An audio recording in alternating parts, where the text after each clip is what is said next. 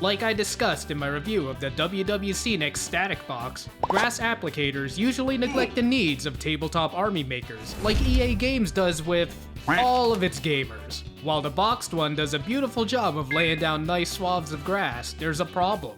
Not everyone wants the stereotypical 1950s lawn. These are the ravaged tabletops of 40k, bolt action, and more.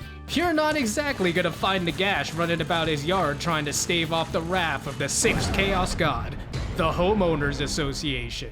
Enter the elite choice. A very unassuming tube of insulated plastic that looks vaguely like a homemade fleshlight. Which, I must say, should be seen as a compliment because fleshlights are well used and loved by their owners. Unlike my the RTS Greenkeeper 55kV is nothing short of Miracle Grow in a can. It's the power lifter that warms up with the others max just to make a point. And it sure makes its first point at checkout. This thing is only readily available from Europe and clocks in at a staggering 235 euros, or roughly 250 USD. So not only are you paying high markup, you're likely dealing with other charges like international shipping. So at that high of a bar, is this thing really worth jumping for? Geek Game and Scenics touched upon it briefly, but allow me to get into real detail considering, well, all the other reviews seem to be in German. As the first plus, it ships very quickly. Took me less than a week to get a box filled with bubble wrap and a hard case at its center. That's how you know this thing's a beast. The other telltale sign is it's all in German, which means glorious German engineering found in everything from their cars to their alcohol tolerance. Joking aside, you get a lot in a foam padded case alongside, thankfully, English instructions. I'll go over all this stuff, but I know you're all here for the canon. You'll quickly find it's very well built and a bit hefty. Simplicity is bliss. On the top, everything is obvious. A screwdriver or small tool is needed to flip open the battery compartment. It uses a 9-volt battery like the WW Scenic, but it's like a fit person versus a steroid user drinking the same protein shake. Someone's about to do more work with that fuel tank. It's a tight squeeze, but it fits fine. Next to it is a power button, which isn't a toggle. You have to hold it to build the charge, and it's not as annoying as you think, but you'll see why in a bit. What is annoying are that the power button and the wire connector are directly on top, which means you can't properly sit this upright to prevent some grass from flopping out. An inconvenience for sure, but nothing deal-breaking. The wire itself is very, very long, which can be a pain because it likes to flop around while doing work. I wish it were shorter, but it's easy enough to curl up. It's also a snug fit to plug in. Tight like a... I won't finish that analogy. Now on to the business end. Unscrewing the cap quickly shows what roars under the hood. That's a 3-inch metal plate down there, plus a big metal spring that comes in the hard case. As you may have guessed, that's where you slip these plastic jars, which also have a 3-inch metal plate at the bottom. Combined with the spring, it lets them sit flush against any of the 4 options this thing comes with.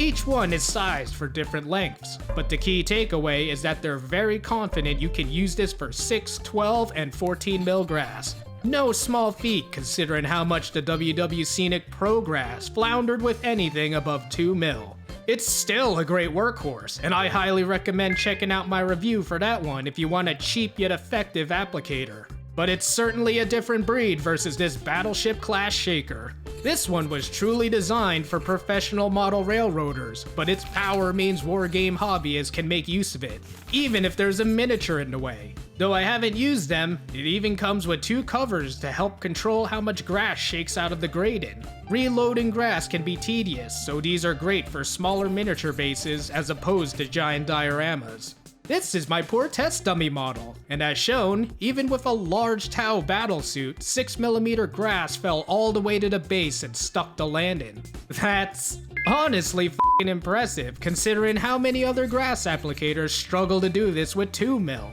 You do need to do some model tilting while you're working, but that's always the case. Here's a 12 mil test, but with less stellar results. It looks rather sparse, but other factors like a heated garage, drying glue, and a very minuscule amount of loaded grass likely skewed the results. Despite all the variables working against it, still pretty cool for a single pass. And its operation for such results is straightforward. Fill a jar to 2/3 full so it has room to shake around and gain charge. Load it into the chamber and screw the top on. Hold the button down and let it charge for 5 to 10 seconds, and you can even hear the current build while it does. Whether or not you hold the button down while you're using it is up to you. These 5 to 10 seconds are enough for a whole minute of shaking. Quick note, I charged it sideways just to show the camera. You should probably hold it up to save grass. Once charged, just keep the clip roughly near the model and start shaking it up and down like a fleshlight. Be careful you don't just Hulk smash the damn thing into the model, but if you are that worried, you can shake from side to side for slightly less effective results. And by that, I mean enjoy the grass shavings that'll fly everywhere. But even the less effective results are lovely. Finally, something that scoffs at well-manicured lawns to give you primal, unruly crabgrass. Really great for overgrown battlefields. And now comes the unnerving part. Discharging the system. All grass applicators need a discharge to be rendered safe, which is fine for the rest, but this one's a bit of a rascal. Take the clip and touch the grating. That's discharge 1. Unscrew it, put it aside, and then pull out the jar. Tap the alligator clip to its bottom plate for tiny discharge number 2. Finally, take your alligator clip and hold in the wire so you don't get your hand stuffed like a Pringles container. Slowly lower it into the chamber tube. Okay, so that was for comedic effect. But I wasn't totally kidding. This thing will f***ing bite you if you let your guard down. Very unpleasant and a bit painful? Likely. Deadly? I asked my friend who's a trained electrician to explain the dangers of current to me. I just fucking hate this so much. I really... Which proved to be a giant fucking mistake. Point is, you won't die. If you have a heart condition, probably avoid this thing. In their defense, they did make it really hard to shock yourself with this. You were probably being very reckless there, Leroy. So now the big question. Are these results worth the cost, risk, and inherent mess? For railroad scenery makers and tough sheet builders, 100%. For me? Absolutely, because I'm a high-maintenance bitch who needs his Prada. For your average tabletop gamer who just wants really tall, fluffy grass? Probably to definitely not. You can get similar results buying pre-made tough packages or gluing down groups of long strands with tweezers. Heck, there's even a workaround with the Pro Grass box and 2mm grass that I'll be showing in another one of my crash course videos. They all take much longer and with different results, but enjoy cheaper costs and wider availability. But for the mini painter with a bunch of extra cash who wants to make large scores of models crossing unruly grasslands, this is very likely your best bet if you're leaving all those horde troops on the base. It does get my seal of approval, but with an asterisk. Get it?